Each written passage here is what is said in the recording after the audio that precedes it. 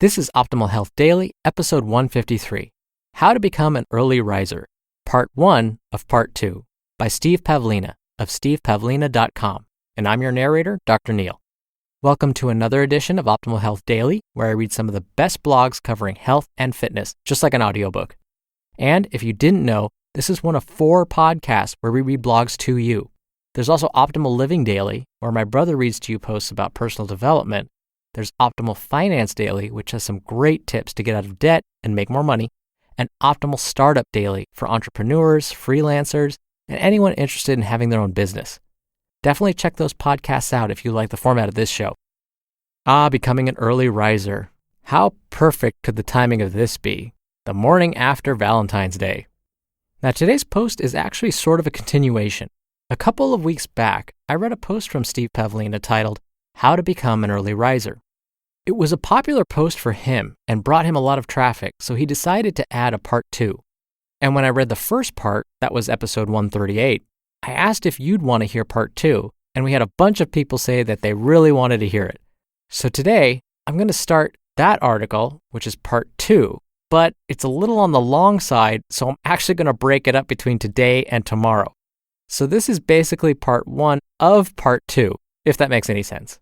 If not, don't worry about it. Just keep listening, and it should all make sense. The one thing I would suggest is if you're new here and you haven't heard episode 138 just yet, definitely go back and listen to that first. Other than that, let's hear the first part of part 2 as we optimize your life. How to Become an Early Riser, part 1 of part 2, by Steve Pavlina of stevepavlina.com. My last post on how to become an early riser obviously struck a chord with many people. That post has generated more links than I can count, sending more new traffic to this site than any other post or article I've written. And the traffic logs indicate that the surge was decentralized, which means it's not attributable to a mention in any one major source. You can get an idea of what that post did for stevepavlina.com's traffic at Alexa. A while back, I did a Google search on how to become an early riser, in quotes. It returned 0 results. Now, it has over 40,000 results. Okay, so this was an Instalanche. But why? Getting up early is a relatively benign topic, isn't it? At least I thought it was at the time I posted it. Since this appears to be a topic of interest, even though I don't fully understand why, I figured I'd do a follow-up post to add some more detail. First, on the subject of going to bed when you're sleepy, to do this correctly requires a mixture of awareness and common sense. If you're doing stimulating activities before bed, you'll be able to stay up later and stave off sleepiness for a while. In college, I used to participate in poker games that went until dawn, and then we'd often go out to breakfast afterwards. I can easily stay up later than my normal range of bedtimes if I work, go out with friends, or do other stimulating activities. But this isn't what I meant by noticing when you're sleepy. I mentioned the test of not being able to read more than a couple of pages of text without losing concentration. This doesn't mean waiting until you're about to drop from exhaustion. The onset of sleepiness I'm referring to is when your brain starts releasing hormones to knock you out. This is different from just being tired. You actually feel yourself getting drowsy. But in order for this to happen, you need to create the right conditions for it to occur. This means giving yourself some downtime before bedtime.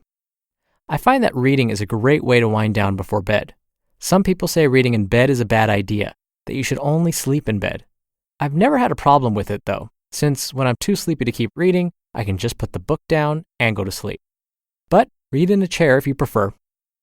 Another test you can use is this. Ask yourself, if I were to go to bed now, how quickly could I fall asleep? If you think it would take more than 15 minutes to fall asleep, I say go ahead and stay up. Once you set a fixed awakening time, it may be a bit of practice to hone in on the right range of bedtimes for you. In the beginning, you may see some huge oscillations, staying awake too late one night and going to bed too early another night. But eventually, you'll get a feel for when you can go to bed and fall asleep right away, while allowing yourself to wake up refreshed the next day. As a fail-safe to keep yourself from staying up too late, give yourself a bedtime deadline. And even if you aren't totally sleepy, go to bed by that time no matter what. I have a good idea of the minimum amount of sleep I need. 6.5 hours per night is sustainable for me, but I can do 5 hours in a pinch and be okay as long as I don't do it every night. The maximum I ever sleep is 7.5 hours. Before I started waking up at a fixed time each morning, I'd often sleep 8 to 9 hours, sometimes even 10 hours if I was really tired. If you consume caffeine during the day, it's likely to mess with your sleep cycles. So the original post assumes you aren't drugging yourself to stay awake. If you're addicted to caffeine, then break the addiction first. Don't expect natural sleepiness to occur at the right time if you're screwing with your brain chemistry. The idea of the original post was to explain how to develop the habit of arising early, so the advice is geared towards creating the habit. Once the habit is established, it runs more subconsciously. You can be doing stimulating activities like work or playing video games, and you'll just know when it's time for you to go to bed, even though it may be a different time each night. The sleepiness test is important for developing the habit, but subtler signals will take over afterwards. To be continued.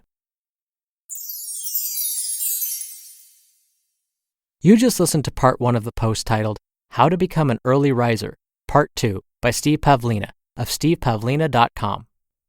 Thank you to everyone who commented on the original podcast episode at our website, oldpodcast.com, asking to hear this episode. I'm reading this for you. And I'll wrap it up on tomorrow's show. Now, Steve is definitely right about the caffeine component.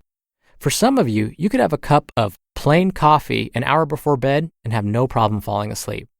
This is where you'll just need to figure out what best suits you. For me, I know basically any coffee after like 2 p.m., I'm up. So I know to definitely stop before then. Just a reminder, if you like the format of this show, check out Optimal Living Daily to learn more about habit building, minimalism, mindfulness, productivity, and lots more. It's actually hosted by my brother. Tune in to Optimal Finance Daily to learn more about personal money management in non-technical terms. And don't forget about Optimal Startup Daily if you have your own business or are interested in starting one. Now, as promised, I'll be back on tomorrow's show to finish up this post. So I'll see you there, where your optimal life awaits. Hello, Life Optimizer. This is Justin Malik, creator and producer of this show and Optimal Living Daily, the brother podcast of this one. Literally, I'm Dr. Neil's brother. If you like the format of this show, you'll love Optimal Living Daily too, where I also read to you from blogs, but cover other topics like personal development, finance, and minimalism from bloggers like Derek Sivers, The Minimalists, Zen Habits, and many more. So for more amazing content read to you for free, come subscribe to Optimal Living Daily too, and together we'll optimize your life. You've been listening to Optimal Health Daily. Be sure to hit the subscribe button to stay up to date on each new episode, and head to oldpodcast.com. That's oldpodcast.com for a free gift, as well as more actionable tips and resources to help you maximize your potential. Thanks for joining us, and remember, your optimal life awaits.